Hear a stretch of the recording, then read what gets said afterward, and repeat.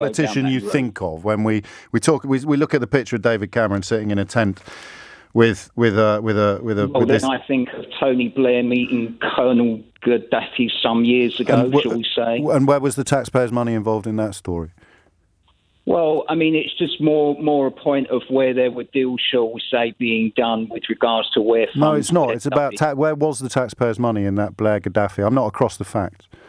In that particular instance, I don't know. But can we come up with one where there was? Because I like the argument that they're all as bad as each other, but I can't see much proof of it. So here is a former Conservative Prime Minister trying to get public money for a company from which he's poised to make 60 million quid. The Labour equivalent of that is... Well, the Labour equivalent of that for me would be if you're choosing to deal with people that have put their own people against certain areas and basically shot them, or have decided to put them in prison because of their political views. And so again, where is the public money? Where's the public money in this example? I don't have an example of that. Well, how can you accuse them both of being the same then? So the story here is David Cameron trying to get his hands on taxpayers' money for the benefit of a company which could have ended up paying him 60 million quid. I'd love to come up with a parallel that involves a Labour politician, and you told me you could. So go on.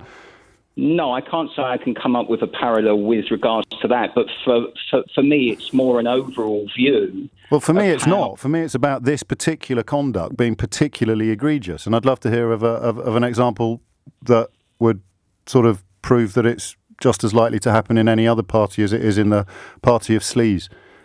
But for me, it's more an underlying view, James, that unfortunately over a period of time now, the way that we tend to treat politicians in this country still, as if there is a sense of entitlement there from either side. Yeah, but I guess it's evidence. I understand what your feelings are. Your feeling is that they're as bad as each other, but I'm just looking for some evidence of that. Well, the evidence of that is when you have politician after politician from either side promising that they will, and I understand the point that you make very well, where is the evidence that the Labour Party have done things as bad as the other side of. Don't make me ask you again. Well, you don't need to ask me again, James. I mean, I'm simply just trying to give you... So there isn't any evidence at all of a Labour politician behaving in the way that Cameron has with regard to public money, lobbying, access and inappropriate conduct?